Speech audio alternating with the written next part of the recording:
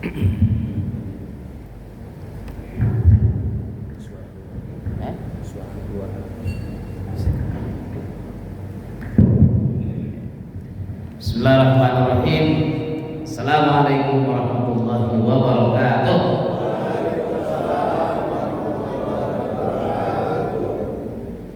Melihat jamaahnya kurang semangat ini, kayaknya belum sarapan kita begini ya, berserak-serak berhamburan gitu ya, agak merapat dikit Pak, biar lihatnya dari sini lebih enak ya, agak merapat dikit, yang belakang maju sedikit, biar berkah gitu ya. Kalau berserakan tak enak nengoknya ya, macam tak berkawan kita,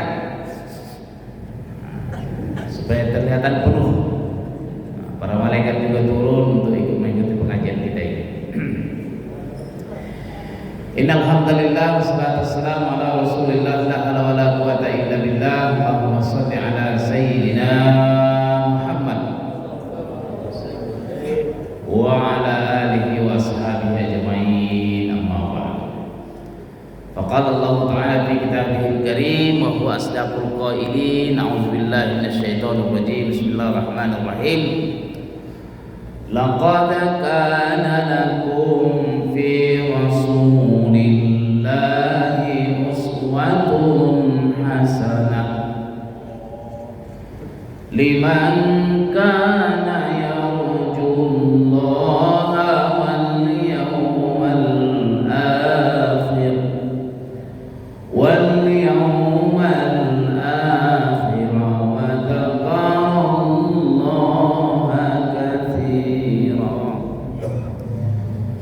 وقال النبي صلى الله عليه وسلم من صلى علي واحدا صلى الله عليه عشرا صدق الله العظيم وصدق رسوله النبي الكريم ونحن على ذلك من الشاهدين والشاكرين والحمد لله رب العالمين. Besar kita dari kuliah yang kita hormati, ketua masjid, jaga dan semua pengurus, orang tua kita, kalau sepuh Pak Asbin, semoga sehat semuanya kita ya. Jadi apa ya, husnul khatimah. Amin ya rabbal. Hidup ini kan menunggu kematian. Hidup ini menunggu kematian. Apalagi yang kita tunggu? Itu aja yang datang. Cuma kan kalau menunggu kematian ini kita leha-leha, nggak ngapa-ngapain, santai-santai, nggak ada isinya. Wa inna ja'alna, Allah jadikan semua zina. Dunia ini sebagai zina, perhiasan dalam surah Al-Kahfi. Untuk agar kita berbuat amal yang baik. Khalaqal mauta wal hayata liyabluwakum ayyukum ahsan. Kematian, kehidupan ini adalah ujian agar kita ketahuan siapa yang paling baik amal perbuatan. Ibu-ibu sehat ini, semangat. Selagi ibu-ibu masih semangat, awak pun semangat. Mudah-mudahan kita semua Allah karuniakan sehat walafiat.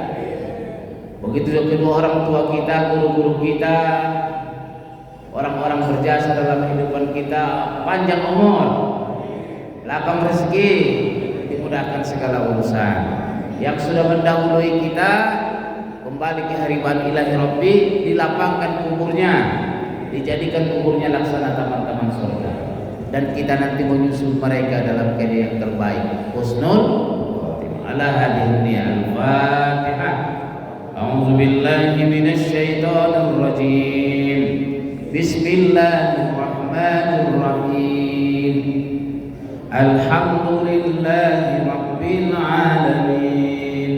Ar-Rahmanir Rahim. Maliki yaumiddin. Iyyaka na'budu wa iyyaka nasta'in. Ihdinas siratal mustaqim. صراط الذين أنعمت عليهم غير المغضوب عليهم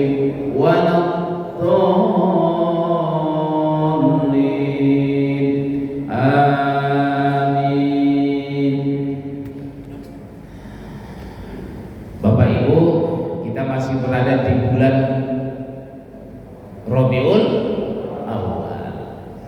Gembira kita atas kelahiran junjungan alam Nabi Muhammad sallallahu alaihi wasallam. Sebenarnya bukan hanya di bulan Rabiul Awal kita gembira. Dan peringatan Maulidnya jangan hanya di bulan ini. Memang kalau kita di Bogor ini, di Indonesia ini, belum lagi bulan Maulid, belum peringatan Maulid. Saking senangnya kita Nabi Muhammad ada. Ini nih bulan Rabiul Awal habis nih. Rabiul Akhir lanjut. Jumadil Awal lanjut. Jumadil Akhir sampai nanti Ramadan masih Maulid aja. Itu baru keren namanya. Apa? Keren. Jadi kita peringatan Maulid itu bukan hanya Rabiul Awal, tapi setiap bulan Maulid kita terus supaya apa? Tambah cinta kepada Rasulullah sallallahu alaihi wasallam. Kesempatan yang singkat ini Bapak Ibu saya sampaikan ada 3 hal yang harus kita kuatkan setiap kali kita mengadakan peringatan Maulid supaya tambah cinta kita kepada Rasulullah. Kalau tambah cinta kita kepada Rasulullah, tambah cinta kita kepada Allah Subhanahu wa taala. Dan mencintai Allah berarti kita mencintai Rasulullah. Qul in kuntum tuhibbunallah fattabi'uni. Kalau kalian cinta kepada Allah, ikuti aku kata Rasul. Allah akan mencintai kalian, mengampuni segala kesalahan kalian. Apa yang 3 itu? Ini kan kita singkat-singkat ini. Pokoknya sebelum bunyi tet selesai. Nah, silakan minum dulu, Pak Iwan. Hangat ini beda nih. Alhamdulillah. Terima kasih yang menghidangkan air hangat ini.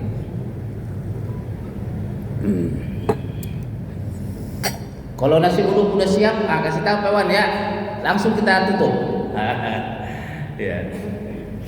Jadi yang pertama Pak Jasmin yang harus kita kuatkan itu supaya berkesan bermakna peringatan Maulid itu adalah tentang sirah. Tentang apa? Sirah. Sirah Nabawiyah. Sirah ini artinya sejarah perjalanan hidup Rasulullah sallallahu alaihi wasallam. Jadi pertama adalah sirah. Makanya sering dengar sirah Nabawi, berarti sejarah perjalanan hidup Nabi Muhammad sallallahu alaihi wasallam. Bagi yang pernah belajar tasawuf atau ikut ngaji tasawuf, Nabi Muhammad itu sudah ada diciptakan Allah sebelum alam semesta ini ada. Namanya Nur Muhammad. Wah, ini dalam nih kajian Ustaz ini kan. Kalau yang mengaji ini biasanya ini Buya Ar-Razi. Hasim ya, Hasim Ar-Razi. Buya Hamka, kan ini. Jadi alam semesta ini sebelum ada alam semesta ini sudah ada Nur Muhammad, cahaya. Makanya sejak Nabi Adam sudah ketahuan Nabi Adam bahwa akan ada nanti Nabi yang zaman itu Muhammad dan cahayanya sudah ada. Nur Muhammad itulah yang menyinari seluruh. Bahkan kalau dulu ngaji tasawuf itu, kalau bukan karena kata Buya Razi, kalau bukan karena Nur Muhammad, Allah tak akan ciptakan alam semesta ini. Wah, gitu. Artinya apa? Sejak Nabi Adam, Muhammad itu sudah disebutkan namanya. Sudah tahu Nabi Adam kalau akan lahir nanti di akhir zaman, itu namanya Muhammad. Nah, adanya cahaya Nur Muhammad. Dan cahaya itu kata beliau turun sampai nanti lahir di Mekah, baru cahaya itu tampak dalam bentuk wujudnya. Itu sejak zaman Nabi. Pada zaman Nabi Ibrahim alaihissalam, ini kan sejarah namanya sirah panjang. Jadi sirah Nabawi itu bukan hanya pada saat dia mau dilahirkan, bukan. Alam semesta aja belum ada, kira-kira gitu. Saking panjangnya ceritanya ini dan gak selesai. Ngaji begini gak selesai-selesai, Pak. Kita terus ngaji. Apalagi sifatnya tasawuf begini nih. Dalam ceritanya Nabi Ibrahim itu sekitar 2200-an tahun sebelum Masehi. Nabi Ibrahim, ya Pak ya. Cerita Nabi Ibrahim itu kan panjang, dalam Quran banyak. Tapi dalam surah Al-Baqarah itu nanti disebutkan ada doanya bahwa Nabi Ibrahim juga berdoa. Nanti kita bacakan doanya. bahwa Nabi Ibrahim alaihissalam itu berdoa kepada Allah setelah meninggikan pondasi Ka'bah. Wa idh yarfa'u Ibrahim qawaidan minal baiti wa Ismail rabbana taqabbal minna innaka antas samiul alim. Nanti dia gitu, rabbana wa ba'ats fihim rasulan minhum yatlu 'alaihim ayatika wa yu'allimuhumul kitaba wal hikmata wa yuzakkihim innaka antal azizul hakim. Ngapa nih? Jadi Nabi Ibrahim begitu dikuatkan pondasi Ka'bah yang di Mekah itu karena ambruk dulu, banjir di zaman Nabi Nuh, hilang, kelelap, diangkat, ditinggikan lagi. Setelah selesai ditinggikan baru berdoa, ya Tuhan kami, mohonlah nanti kau utus salah seorang rasul dari keturunan mereka yang ada di sini, supaya bisa mengajarkan mereka, mensucikan mereka, membimbing mereka untuk mengabdi kepadamu. Dan sejarah membuktikan ada tidak nabi yang lahir sejak zaman Nabi Ibrahim Ismail di Mekah kecuali Nabi Muhammad. Hanya ada satu nabi keturunan dari Nabi Ismail yang lahirnya di Mekah, dan tidak ada nabi yang lahirnya di Mekah kecuali Nabi Muhammad SAW. Dari Nabi Ismail, dari Nabi Ibrahim, Ishak. Ini banyak, Ishak, Yakub, Yusuf, Ayub, Suhaib, terus ke bawah. Tapi nggak ada yang lahirnya di Mekah. Itu di daerah Palestina sana. Makanya dikabulkan Allah doanya Nabi Ibrahim dan Ismail, lahir setelah sekitar hampir 3000 tahun setelah Nabi Ibrahim. Jadi kalau Nabi Ibrahim itu sekitar 2300-an sebelum Masehi, antara Nabi Isa dengan Nabi Muhammad sekitar 600 tahun, berarti kan hampir 3000 tahun jarak antara Nabi Muhammad dengan Nabi Ibrahim alaihissalam. Dikabulkan, maka lahirlah Nabi Muhammad SAW. Artinya apa? Sejarah Nabi Muhammad itu sudah jauh belakang. 600 tahun sebelum Nabi Muhammad lahir, diutuslah Nabi dari kalangan Bani Israel, namanya Nabi Isa alaihissalam. Ya Pak, ya, daerah Palestina. Panjang juga ceritanya Nabi Isa.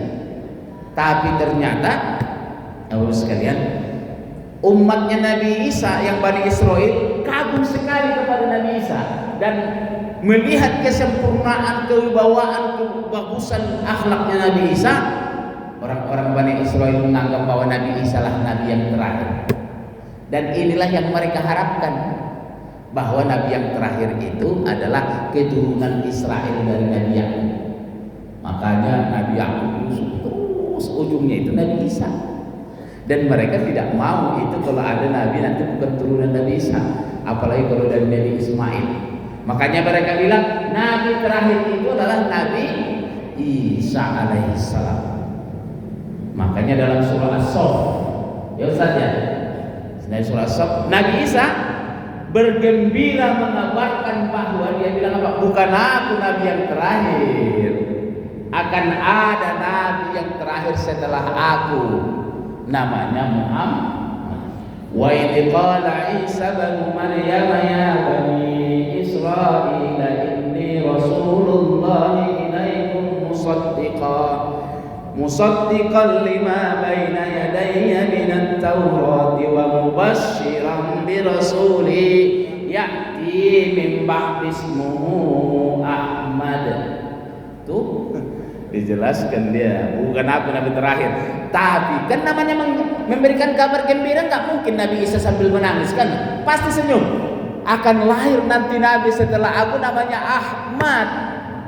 Inilah yang paling orang Yahudi tak suka itu.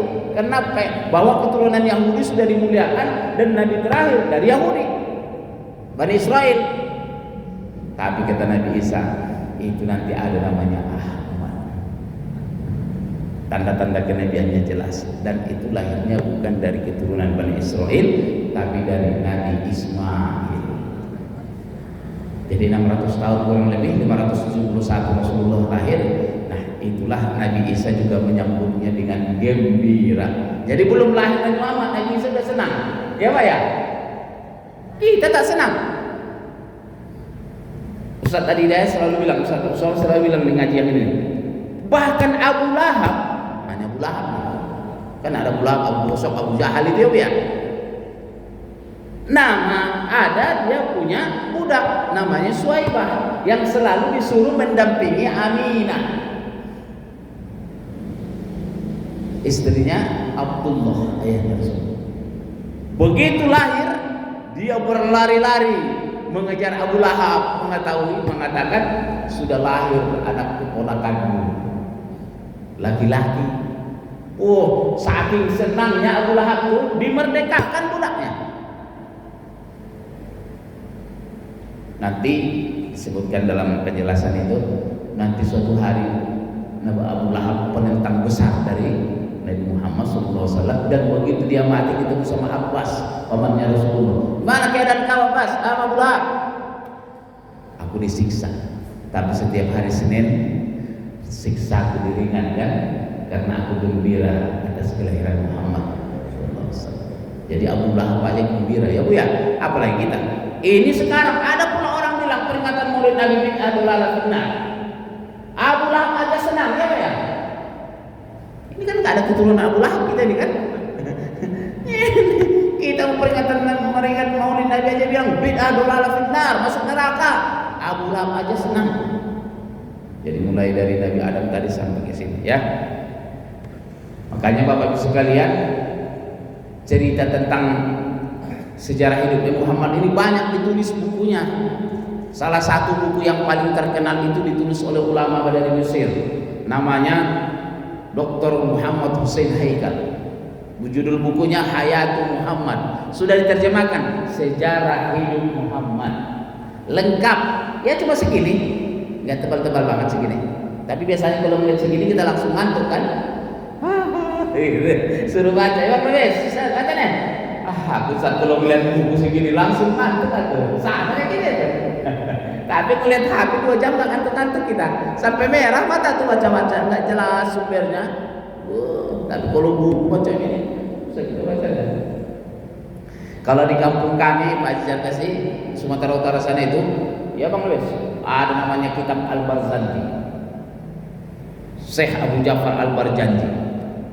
Dan setiap kali hari Maulid atau Isra Mi'raj selalu dibacakan sejarah ini. Al-jannatu wa na'imuha sa'dun liman yusalli wa yusallim wa yubarik alaihi. Allah, wah paten kali kalau di kampung kami. Sampai sekarang Pak dinyanyikan, di syair ini dinyanyikan. Abtadi'ul inna bismillatil aliyah. Dimulailah cerita ini dengan zat yang maha tinggi. Terus sampai nanti sebelum lahir Rasulullah datang Siti Maryam, datang Siti Asiyah waktu sampai gitu. Hadara ummahu lailata maulidin nabawiyyah murudan hisanan abqariyah. Kita kalau udah dilantunkan irama Mandailing ini di Madinah ini menangis awak. Ya kan? Nah, ini ceritanya meskipun dulu kita nggak tahu isinya apanya. Pokoknya kalau dibaca nangis kita. Tapi tak tahu kita isinya. Tak apa-apa. Barulah berdiri. Hadara ummahu itu kan terus sallallahu ala Muhammad sallallahu alaihi wasallam sampai marhaban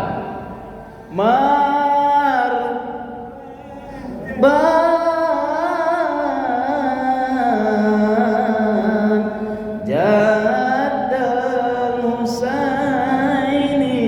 Wah, masyaallah. Pokoknya paten lah aja ya.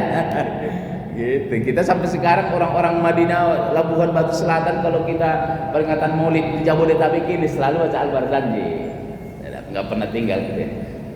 Ceritanya tentang sejarah hidup Nabi Muhammad SAW sampai beliau meninggal dunia. Baik, ini kita singkat-singkat aja ya Pak ya. Jadi yang pertama yang harus kita terus kuatkan adalah membaca sirah, dan nggak pernah selesai sampai mati kita, meskipun sejarahnya kan sudah lewat, sudah terjadi, tapi tak pernah kering dari cahaya, dari inspirasi. Saya selalu ikut sering ngaji tentang Nabi Muhammad itu. Selalu saya, oh iya kemarin aku belum tahu ini. Dengar Ustaz ini ceramah, iya, aku ini belum tahu yang ini. Sebegitu panjang dalam sejarah itu, dan tak pernah berhenti mengeringi kehidupan kita. Jadi sejarah kehidupan Rasul itu sangat lengkap. Nanti dijelaskan di sini. Yang kedua, sunnah. Nah, ini mulai. Jadi yang pertama tadi apa? Sirah. Yang kedua, sunnah. Kalau sirah itu sejarahnya mulai jauh tadi dari Nabi Adam sampai dia lahir, sampai dia berdakwah, meninggal ayahnya, meninggal ibunya, meninggal kakeknya, meninggal pamannya, meninggal Abu Thalib, meninggal Siti Khadijah, semua itu sejarah panjang sampai 63 tahun hidupnya. Sejarahnya hari ke hari. Itu kalau kita baca nggak ada habis-habisnya kan Ustaz kan. Memang kalau kita baca itu pengen lagi, cuma cepat ngantuknya aja kita. Kenapa? Buku sejarah itu tebal-tebal. Profesor Quraisy menulis lagi buku terbaru berapa tahun yang lalu, Ustaz, membaca kembali sirah Nabawi Muhammad sallallahu alaihi wasallam. Oh segini tebalnya. Baru lagi 5 halaman aku baca, udah langsung merem-merem mata. Emang enaknya kalau ngedengerin begini. Membacanya kita lama ini, gimana nanti menyampaikannya gitu ya. Saya pun cuma pas lagi maulid ini aja baca sirah Nabawi, dan lupa lagi kita, baca lagi. Minimal momentum maulid Nabi kita baca sirah. Yang kedua adalah sunnah. Sunnah inilah yang paling harus kita lakukan. Dan ini perilaku. Kalau sejarah kan sudah lewat. Sebenarnya Bapak Ibu sekalian, soal sejarah itu bukan masalah waktunya, bukan masalah tanggal 12 Rabiul Awalnya. Berselisih juga para ulama, apa iya betul 12 Rabiul Awal? Masih berselisih. Makanya dalam Islam itu bukan tanggalnya yang penting, Pak, tapi cahaya apa yang dibawa oleh Nabi Muhammad. Orang tahun aja dulu belum ada waktu Nabi lahir. Emang tahun berapa? Kan dibilangnya Rasulullah lahir tahun apa? Tahun gajah. Karena kebetulan ada pasukan bergajah. Artinya apa? Karena bukan masalah tahun-tahun kapan. Ya kan Pak, bukan tanggal berapanya yang penting. Kenapa Rasulullah Muhammad itu diutus ke muka bumi? Itu yang penting. Apa yang dia lakukan? Terus kita macam mana? Nah ini dia. Yang kedua adalah sunnah, sifat, akhlak, ibadah Nabi Muhammad sallallahu alaihi wasallam. Mulai baru bangun tidur sampai tidur lagi. Itu sunnah semua kan Pak? Mulai ia masuk kamar mandi, keluar kamar mandi, pakai baju, pakai parfum, menyisir, iya kan? Semuanya ada di situ lengkap. Memang kalau urusan Nabi ini adalah menakjubkan semua. Apapun yang berkaitan dengan Rasulullah itu menakjubkan dan lengkap. Nggak ada satu agama pun di dunia ini yang mengatur lengkap sunnahnya seperti agama Islam. Masuk kamar mandi, kaki apa Pak? Kiri apa kanan? Diatur. Keluar kamar mandi kanan. Doanya masih ada? Lupa. Anak TK kita sekarang udah jangan Pak. Masuk kamar mandi kaki kiri. Allahumma inni a'udzubika minal khubusi. Kalau enggak hafal, apa Dedek? Hafalin lagi. Kali asal anak TK malu kita. Keluar kamar mandi kaki kanan. Alhamdulillahilladzi azhabal 'anil 'adzab. Awak pun sering banyak lupa-lupa. Tadi kan kanan apa kiri ya? Astagfirullah, kalau dia tidak kanan. Mundur lagi kita.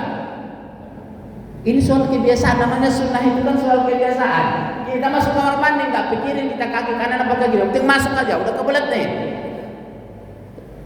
Dan dalam kamar mandi ada sunnahnya. Kan nggak boleh kita sambil baca-baca HP, apalagi ada Qur'annya. Sambil nungguin nggak keluar-keluar nih baca Yasin dulu. Kan nggak bisa. Ada sunnah. Masuk mandi aja kiri apa kanan? Mandi kita Pak mau nyiram begini, kanan dulu apa kiri dulu? Diatur semuanya, kita kaki kanan dulu, makan kanan apa kiri? Itulah sunnah Rasul dalam kehidupan keseharian. Belum lagi sunnahnya Rasul sebagai pebisnis, lengkap Pak. Nabi Isa alaihissalam dia tidak bisa kita jadikan teladan sebagai ayah, sebagai suami, karena dia belum sempat menikah, punya anak sudah diangkat oleh Allah Subhanahu wa taala. Disempurnakan oleh Rasulullah sunnahnya, uswahnya sebagai ayah, sebagai suami, sebagai panglima perang, sebagai pebisnis, semuanya, sebagai kepala negara di Madinah. Luar biasa. Kita hanya aja yang belum. Makanya kan ngaji ini kan nggak cukup dengan bulan Maulid ya Ustaz ya. Sunnah Rasul dalam bisnis, dalam keluarga, dalam militer, dalam memimpin negara, semuanya lengkap. Ada satu buku yang baru diterbitkan itu Pak, di sekarang Imam At-Tirmizi, judulnya, dan ini paling banyak dibahas kalau bulan Maulid, Asy-Syama'ilil Muhammadiyah. Saya dapat buku ini dulu waktu kita tahlilan di almarhum Ustaz Damanhuri. Saya hadir dan dikasih sama anaknya. Siapa anaknya itu? Hafiz Faiz Ustaz nih. Dan itu saya baca kalau bulan Maulid, saya baca lagi itu. Dan di situ Pak, detail sunnah Rasul itu, bahkan bentuk fisiknya macam mana, rambutnya macam apa, kalau Rasul menyisirnya dari mana dulu, kalau pakai baju macam ini, kalau berjalan macam ini, kalau duduk, lengkap. As-Sama'ilul Muhammad. Luar biasa. Nah itu namanya sifat utama, bentuk fisik, cara makan, tidur, pakai, bergaul, semua dengan istri, dengan masyarakat, baik ibadah maupun muamalah, bahkan politik siasat, lengkap dalam sunnah Rasulullah Sallallahu Alaihi Wasallam. Inilah yang tak pernah selesai kita bahas sampai mati, ya Pak ya. Jadi jangan sok aku paling sunnah, kalian bid'ah. Merasa udah paling sunnah aja dia. Padahal yang dibaca baru dikitnya nih, yang kita amalkan juga baru dikit. Enggak, terus tahu sama rasa paling sunnah. Hanya karena jenggotnya udah segini, jidatnya sudah hitam. Kalau pakai celana ditarik ke atas, nggak mau tahlilan, nggak mau Isra Mi'raj, terus bilang ahlus sunnah. Antum ahlul bid'ah wal dhalal. Kalau cukup hanya karena kita pakai jidat hitam, jenggot panjang, terus masuk surga, lebih panjangan jenggotnya Yahudi, rahib-rahib di Israel. Iya kan Pak? Saya belum pernah ke sana Pak Ede. Tapi itu rahib-rahib Yahudi itu segini panjang-panjangnya itu jenggotnya. Jadi bukan masalah siapa yang berjenggot masuk surga tanpa hisab. Bapak beruntung gak punya jenggotnya. Awak udah dikasih obat-obat tak tumbuh-tumbuh. Jangan ribut kita urusan jenggot sama jidat. Urusan kita sekarang ini rumit. Bangsa kita makin hancur, pengangguran makin banyak, sarjana gak bisa bekerja, anak-anak kita LGBT, ya kan Pak? Narkoba, prostitusi, Allah, Palestina dibantai, itu persoalan kita. Jadi jangan ribut lagi kita masalah maulid. Yang mau maulid, yang tak mau tak usah larang-larang. Beres urusannya kan Pak? Ya Pak ya, mainkan. Saya kalau udah urusan begini nih, rasanya mau libas gitu ya. Jadi sunnah Rasulullah. Ada sebuah buku yang ditulis oleh Fadlan Al-Ikhwani tentang dahsyatnya 7 sunnah Rasulullah SAW. Ini yang harian aja, yang sederhana pribadi. Belum sunnah Rasul dalam memimpin negara, membangun negara, masyarakat. Ini yang pribadi aja. Kan mulainya dari pribadi kan Pak. Belum dulu dalam keluarga, dalam masyarakat, dalam bisnis, dalam pemerintahan, masih banyak. Kita ambil yang dalam pribadi saja dulu. Ibda binafsi, ya Pak ya. Mulai dari diri masing-masing aja. Gak usah bicara masalah sistem demokrasi kafir, gak usah. Urusan pribadi aja dulu kita. Dia menyebutkan ada 7 sunnah. Saya waktu ngaji sama Bang Haji Arifin Ilham diingatkan yang 7 itu. Amalkan yang 7 sunnah ini, Allah akan menjadikan dunia di dalam genggaman. Sanggup. Saya sebutkan ya Pak. Masih ingat yang pertama, menjaga wudhu. Kan pribadi-pribadi ini kan Pak. Keluar dari sini kira-kira kalau batal masih wudhu lagi nggak Pak? Kan gitu. Saya mau Pak Ustaz, kalau sholat ya Pak wudhu. Ya iyalah. Masa pula bersolat tak wudhu kita kan? Nah, yang dimaksud menjaga wudhu di sini tidak pernah putus air wudhunya. Wow, ini berdampak nggak ini Pak? Berdampak. Kan kalau kita lagi berwudhu paling tidak kan mata nggak mikir-mikir, kita nengok-nengok. Kalau kata Ustaz Dasar Latif, kalau kita naik angkot nggak ditengok barang bagus, ditengok pahalanya habis. Tapi kalau berwudhu kita kan paling tidak nengoknya agak-agak miring-miring dikit, ya beda kan? Lagi berwudhu, gitu kan? Awak pun kalau ke kampus itu Ustaz, berwudhu.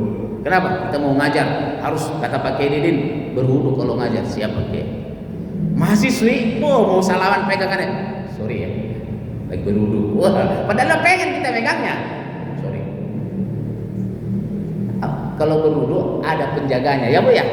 Satu, ini kan pribadi, tapi dampaknya sosial dalam kehidupan kita. Sunnah yang kedua apa?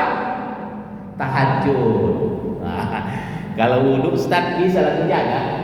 Begitu batal ada keran, berwudhu lagi atau batal lagi, berwudhu lagi. Tapi kalau tahajud ini kan kelihatan wajah-wajah tahajudnya nih, amin. Amin. Ya minimal wajahnya kelihatan lah. Wajah orang yang bertahajud itu kan beda, iya kan?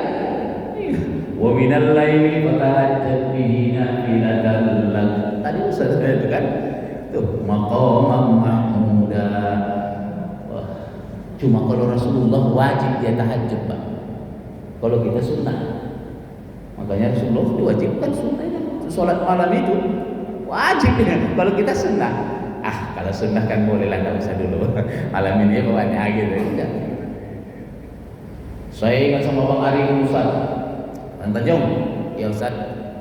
Kalau kau mau kawin lagi, syarat pertama. Langsung gitu. Kalau kau mau kawin lagi, syarat pertamanya apa? Jangan putus tahajud 40 malam berturut-turut. Jam ini boleh 40 malam, tak boleh putus. Itu syarat pertama katanya. Kalau masih 40 malam berturut-turut putus, menikah tahu saya. Itu hanya nafsu aja. Ini kira awal coba begitu 4 malam 40 putus. Balik lagi nomor 1, nggak jadi lagi. Kita juga tahajud, tapi begitu ke 30 mak putus lagi, balik lagi, nyampe gitu kan? Allah. Jadi Pak menjaga wudhu, tahajud. Yang ketiga nih Pak, sholat berjamaah. Awak pun ini yang saya malu nih. Sholat yang paling baik itu semuanya sepakat berjamaah, dan berjamaah yang paling bagus di masjid. Gak usah pakai dalil-dalil kita ngebantahnya. Kalau memang belum sanggup kita di masjid, yang penting betul yakin sholat yang paling bagus itu berjamaah, dan berjamaah yang paling bagus itu di masjid. Di rumah sah? Ya sah lah, masa pula tak sah? Mau sholat dimanapun di muka bumi ini, kecuali ada najisnya, sah gitu. Tapi sholat yang paling bagus itu berjamaah, dan berjamaah yang paling bagus itu di masjid.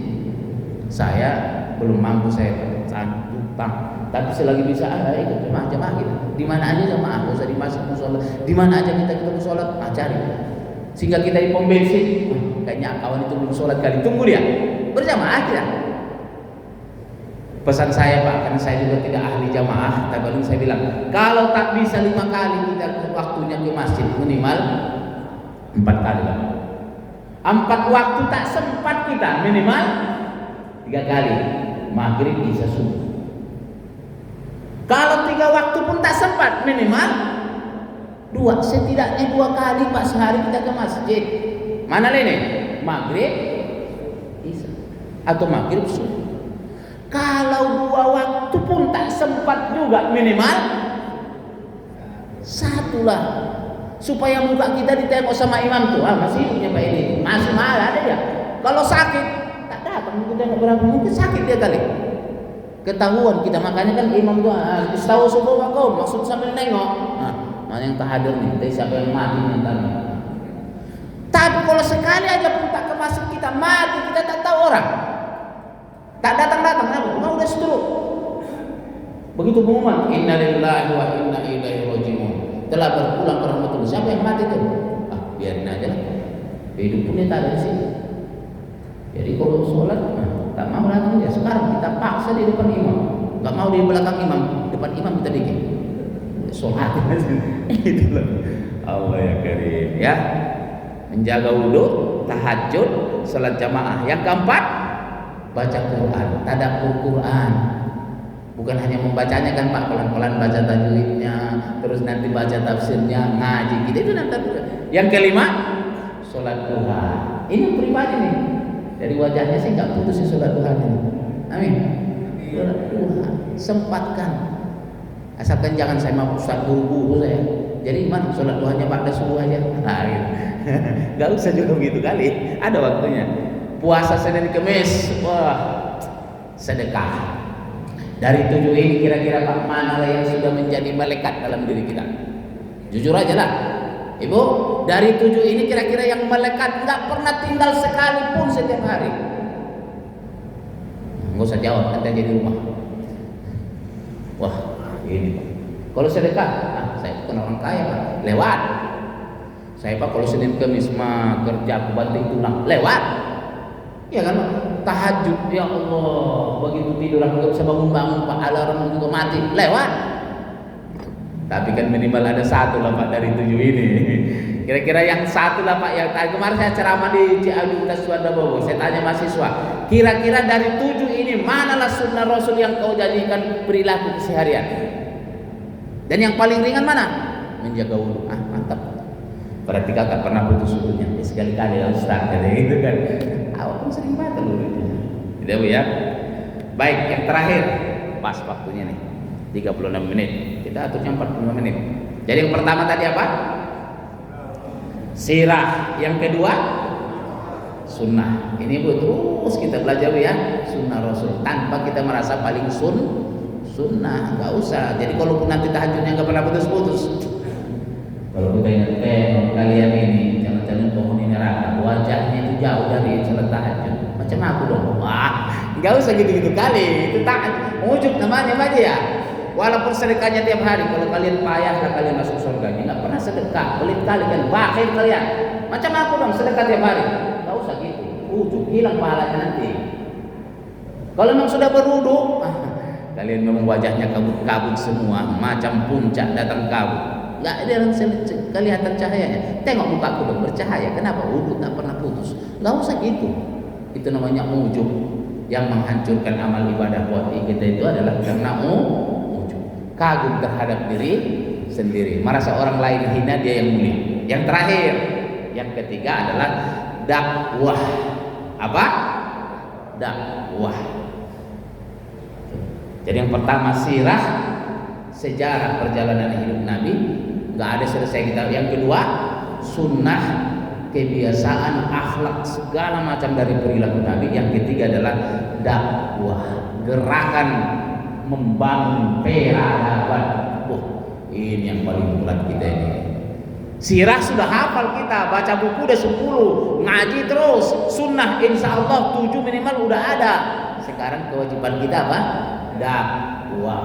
Dakwah itu hanya 2 kata sebenarnya Pak. Amar ma'ruf, nahi munkar. Kita mungkin sudah berdakwah tapi baru amar ma'ruf. Ayo salat, bayar zakat. Ayo tolong tetangga. Ayo ini. Tapi nahi munkarnya, begitu LGBT berdiri situ peluk-pelukan mereka laki-laki sama laki-laki, berani nggak kita? Begitu perampok di situ mau muncul maling di depan tetangga kita, berani nggak kita? Begitu yang berjudi main di depan rumah kita, berani nggak kita? Larang. Wah, berisiko, nyawa taruhannya. Macam mawa ini nih, ini baru amar ma'ruf, jamaahnya yang soleh-soleh, penghuni surga insya Allah, amin. Coba, ceramah nih Pak Sarpal. Mana tadi sini yang maling, yang copet, perampok, boleh. Jangan kalian macam ini. Mana tadi penjudi yang memperkosa mana? Awak baru sekali-sekali ke penjara sana, nengok muka orang itu ngeri-ngeri gitu kan? Ini kalau ngeliat wajah-wajah begini kan damai ya, Pak, aman, tidak akan terancam hidup di sini. Tapi kalau nahi munkar, nyawa taruhannya. Makanya dakwah itu amar ma'ruf nahi. Katanya, awak ini kan bukan ustaz, sekolahnya pun cuma begini-gini aja ya. Mana ada bisa berdakwah? Please, berdakwah itu bukan kewajiban para ustaz, dia ulama habaib. Setiap muslim begitu bersyahadat itu dai. Nahnu du'at qabla syai. Kita ini dai sebelum kita jadi lain-lain. Sebelum jadi pebisnis, dai. Sebelum jadi guru, dai. Sebelum jadi marbot, dai. Sebelum jadi apoteker, dai. Semuanya kita dai. Artinya mengajak ke jalan Allah Subhanahu wa ta'ala sesuai dengan kompetensi masing-masing. Kalau berbisnis, berdakwalah lewat dari dagangnya. Jangan kurangi timbangannya. Kan gitu kan, Pak? Karena ayat tentang timbangan ada. Wailul lil mutaffifin. Tuh, ya kan, Pak? Berdakwah dari aspek ini di pasar, berinteraksi semua ada. Jadi berdakwah kita sesuai dengan kemampuan masing. Saya mau Pak cuma supir angkot. Cuman adalah berdakwahnya. Kalau gitu berdakwah kau jangan melanggar peraturan. Lampu merah tabrak.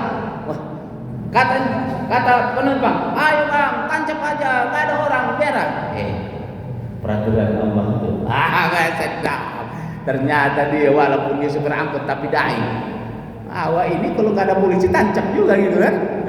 Artinya kita berdakwah sesuai dengan kemampuan kita, keahlian kita masing-masing. Saya Pak bagian begini berbuat-buat. Nanti sampai sana Pak Edi di apotek ada berdakwah ada. Kalau memang dia butuhnya cuma memang antalgin atau apa itu aja kasih. Ini penyakit ibu ini mengerikan ini. Ini harus tambah dengan obat yang ini. Kalau nggak pakai ini pingsan mati nanti. Tambah takut pula dia kan. Dokter juga sama. Ini kalau nggak dioperasi ini harapannya dunia tinggal 2 hari lagi. Kalau dioperasi bisa sebulan lagi hidup. Mana ditakut orang udah mau mati ditakut-takutin pula lagi kan? Mari kita berdakwah. Makanya Rasul menyampaikan balighu anni walaupun hanya satu kata, walau hanya satu tindakan, walau hanya satu perbuatan yang menurut kita sederhana, itu adalah dakwah. Kalau kita di sekolah itu namanya model sekolah bersih tanpa cleaning service. Artinya apa? Kita berdakwah melalui aksi nyata bahwa jangan buang sampah sembarangan, jaga keindahan, kita rawat alam. Itu dakwah kita. Sehingga anak-anak tidak sembarangan mematahkan ranting. Siapa yang mematahkan ranting satu ranting ganti satu pohon. Mikir juga dia matahin satu ranting. Kemarin patahin satu ranting, satu pohon durian ganti. Jangan buang sampah sembarangan. Sanksinya 10.000. Artinya apa? Kita berdakwah sesuai dengan kewajiban kemampuan kita. Jadi Bapak Ibu sekalian, sebagai kesimpulannya apa? Kita lakukan yang 3 ini.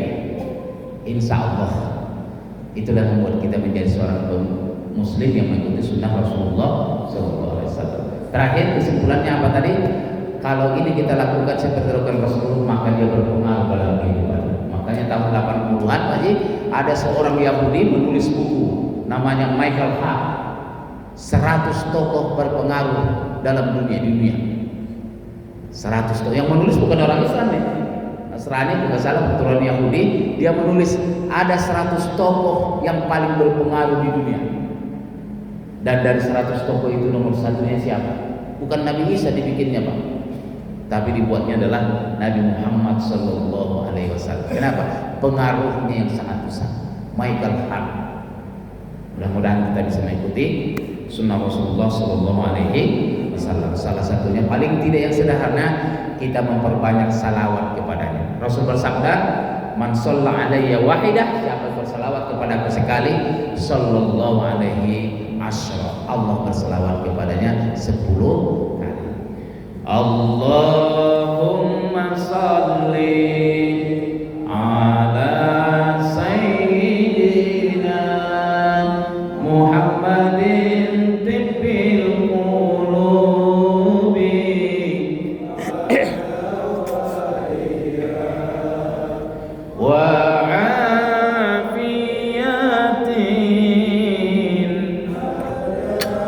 wa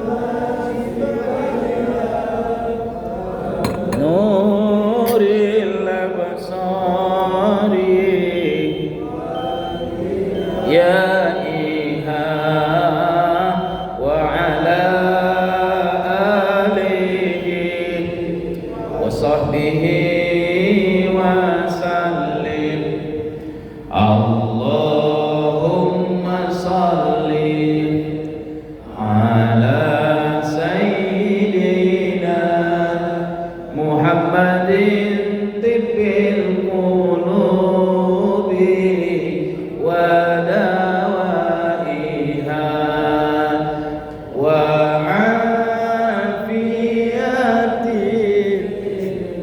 أبدان وشفائها ونور الأبصار وضيائها وعلى آله وصحبه وسلم اللهم صل على سيدنا محمد طب القلوب ودوائها وعافية الأبدان وشفائها ونور الأبصار